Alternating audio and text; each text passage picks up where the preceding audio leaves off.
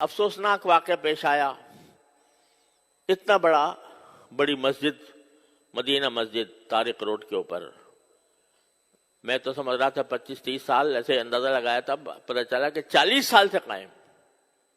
اور پورے طارق روڈ کے اوپر اول سے آخر تک کوئی اور مسجد نہیں، اور پارک برابر میں پیچھے پڑا ہوا ہے.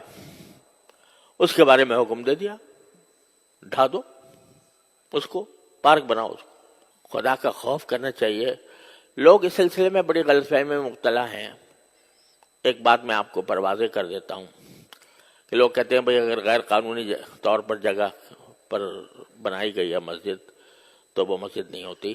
یہ صحیح بات ہے، لیکن اس کا مطلب یہ ہے کہ ایک تو اگر کسی کی زمین پر جہاں جائز قبضہ کر کے مسجد بنائی جائے گی وہ بالکل ناجائز ہے، حرام ہے وہ. اسی طرح اگر کسی سرکاری جگہ پر بنائی جائے گی تو بھی اصل بات یہ ہے کہ نہیں بنانی چاہیے. لیکن صورتحال یہ ہے کہ ایک اسلامی ریاست میں حکومت کا فرض ہے کہ وہ ضرورت کے مواقع پر مسجدیں بنائیں. اس کا کام ہے یہ.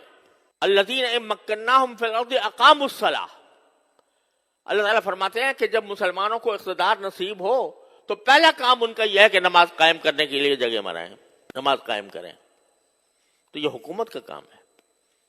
لیکن اگر حکومت پہلو تہی کر رہی ہے، آپ بتائیے، خود سوچ کے بتائیے کہ سارے ملک میں یا اپنے شہر کی بات کر لیجئے، کوئی ایک مسجد بتا دیں جو حکومت نے بنائی ہو، یعنی حکومت نے اپنے خرچے پر تعمیر کی ہو. مندر تعمیر کر لیا، وہاں گردوارہ تعمیر کر لیا سکھوں کے لیے، لیکن کوئی مسجد تعمیر کی ہو اپنے خرچ پر، کم از کم میرے علم میں نہیں. تو جب حکومت کوتاہی کر رہی ہے اپنے اس فریضے میں تو کیا مسجدوں سے خالی ہو جائیں شہر؟ اس صورت میں اگر مسلمان کسی ایسی جگہ پر جو کسی کی ملکیت نہیں ہے، سرکاری ہی صحیح، وہاں پر اگر وہ مسجد تعمیر کرتے ہیں یہ ان کا فریضہ ہے. اگر حکومت نہیں کر رہی تو مسلمانوں کا فریضہ ہے کہ مسجدیں بنائیں. اب اس جگہ کہیں دور دور تک پورے شہر پورے اس میں مسجد نہیں تھی، اور پھر بھی ایسا نہیں ہے کہ ویسے ہی قبضہ کر کے راتوں رات مسجد تعمیر کر دی گئی ہو. واقعہ یہ ہے کہ وہ اس کے لیے انہوں نے سوسائٹی کی اجازت لی، بلڈنگ کنٹرول اتھارٹی سے نقشہ پاس کرایا، اور اس کے بعد وہ مسجد بنی، اور 40 سال سے چلی آ رہی ہے.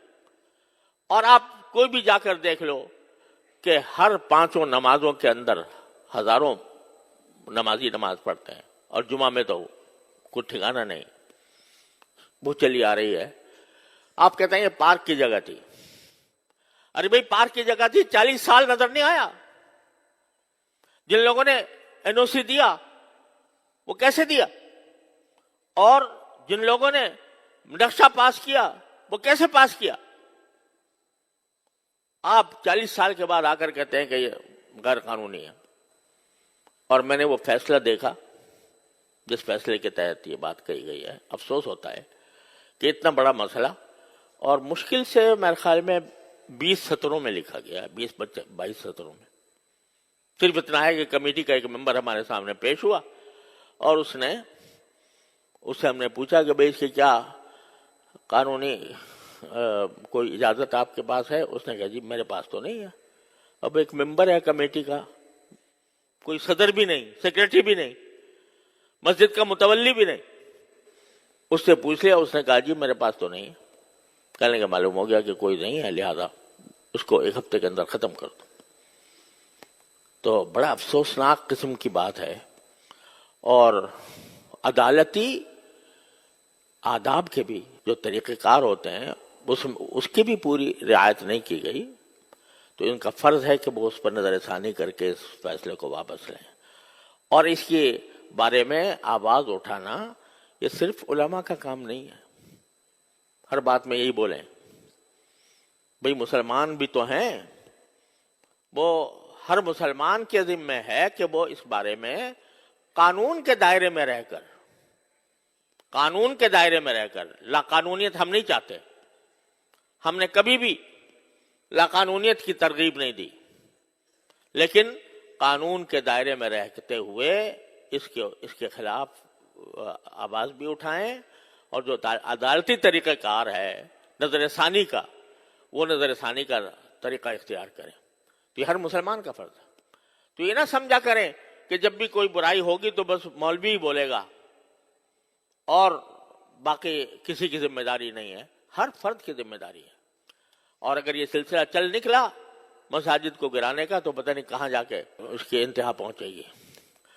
تو اس کو خیال کرنا چاہیے. اللہ تبارک و تعالیٰ اپنے فضل و کرم سے ہمیں اس امت کی جو اصل خاصیت ہے کہ امر بالمعروف اور نہی عن المنکر، شریعت کے دائرے میں رہ کر، اور الحمدللہ ہمارا قانون بھی اور آئین بھی کوئی اس کے تحفظ دیتا ہے، تو اس کے دائرے میں رہ کر اس کے بارے میں جتنا کسی مسلمان سے ہو سکے وہ کرنا چاہیے.